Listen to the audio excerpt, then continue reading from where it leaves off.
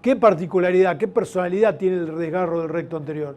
Que tiene un tendón directo, que es este, que se inserta en la espina ilíaca anterior inferior, y tiene un tendón indirecto que va a la ceja del acetábulo. El tendón indirecto va a generar una unión músculo-tendinosa a todo lo largo del músculo. Y si decimos que los desgarros se producen en la unión músculo-tendinosa, alrededor de esta imagen se va a producir la lesión muscular y va a dar muchas veces una imagen en ojo de buey alrededor de la lesión muscular. También hay otro tendón que es interno, que es este, en donde tenemos dos uniones músculo-tendinosas.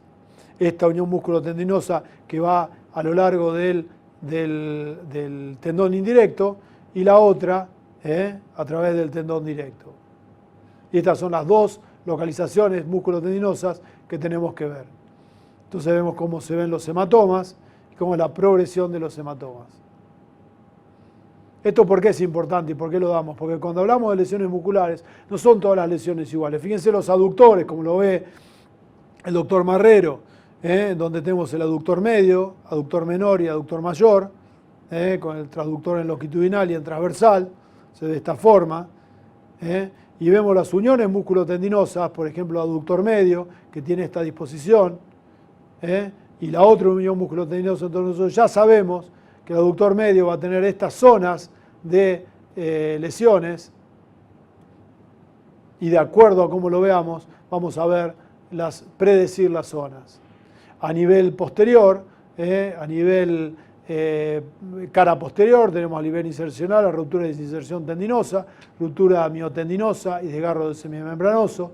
En la parte media tenemos la lesión del tendón común, del bíceps femoral y semimembranoso, y parte distal tenemos la porción larga del bíceps, ¿no? Entonces así vemos con ecografía. Esto es importante conocer que cada músculo es distinto y tiene su personalidad. Ven cómo cada uno es distinto, semimembranoso, semitendinoso y bíceps, con cada uno cómo se ve longitudinalmente y transversalmente, cada uno, y sus imágenes. Esto es muy importante para el imagenólogo. Nosotros no nos dedicamos tanto a esto, pero necesitamos interpretar en transversal el bíceps y el semitendinoso, como son distintos, y las lesiones proximales, unión músculo-tendinosa proximal, los isquiotibiales, como se ven, cada uno con una forma distinta, y la ruptura, fíjense, una ruptura extensa, una ruptura, fíjense la desinserción proximal del tendón conjunto, cómo estaba en el corte coronal y en el corte sagital.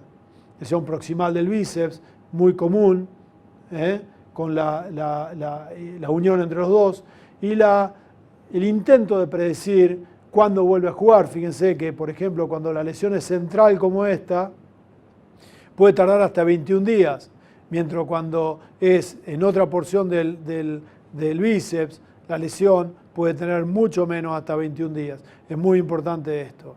Entonces nosotros tenemos que saber que el bíceps tiene una porción distal y una porción proximal, y la desinserción entre la porción larga y corta, generalmente en esta zona, cuando el deportista dice que en un pique se lesiona ahí, es esto. Entonces esto es muy importante, no para dar una charla de lesiones musculares, pero en lo que nosotros tenemos que saber, que hoy en día no se habla de lesiones musculares. Cada músculo tiene una predicción de dónde se lesiona, y cada músculo se puede evaluar de acuerdo a esa predicción de lesiones. Y así tenemos un consenso.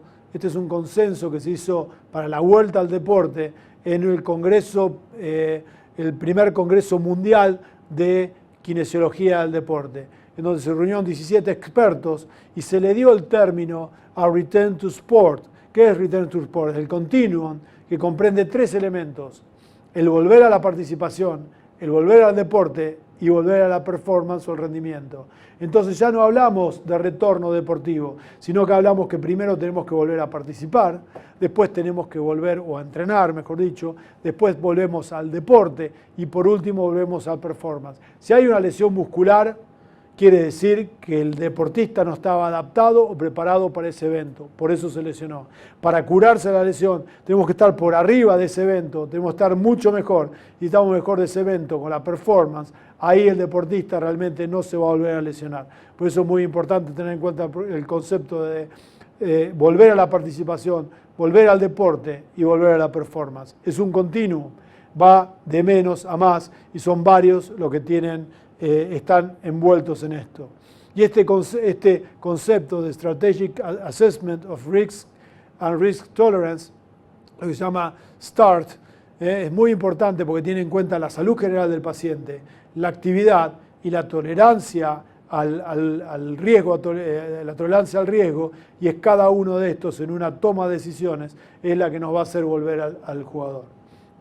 Por ejemplo, fíjense, esto es un poco lo que hacemos con los deportistas, después de una lesión, se reeduca la marcha, se reeduca la fuerza.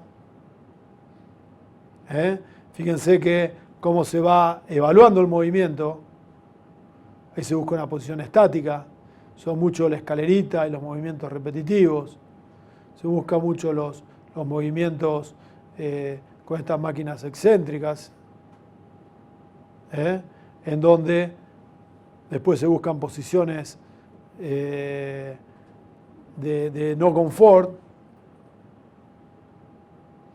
y esto con un jugador del club, en donde está volviendo al deporte. Fíjense, un desgarro de isquiotibiales, donde se hace un movimiento primero concéntrico, ahí se va trabajando en excéntrico, y después de esto, movimiento repetitivo, pasos largos, y ahí se alarga, se vuelve y se vuelve para adelante. Otros ejercicios, fíjense cómo alternativamente se va trabajando el isquiotibial.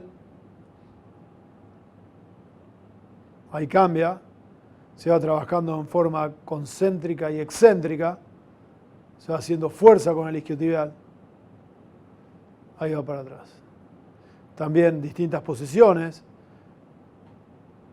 Fíjense cómo trabajan los isquiotibiales acá. Esto es muy importante, hacer estos ejercicios anualmente en algún momento del año para fortalecer y evitar esta lesión de isquiotibiales, que es una de las lesiones más frecuentes en el deportista.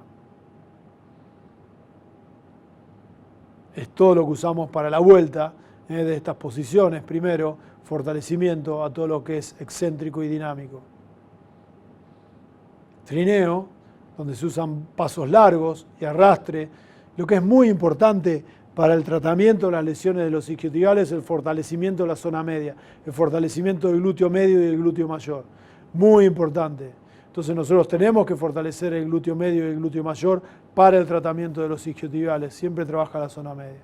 Como conclusiones, el Return to Sport es un proceso multidisciplinario, o sea, la vuelta al deporte es un proceso multidisciplinario. Entonces tiene que ver el kinesiólogo, tiene que ver el médico, el imagenólogo, tiene que ver el técnico y parte también del cuerpo técnico. Tiene varias etapas, una etapa de retorno a la actividad, una parte de retorno al deporte y una parte de retorno a la performance. Y una progresividad, por eso es muy importante conocer de entrenamiento para volver a un jugador lesionado al campo.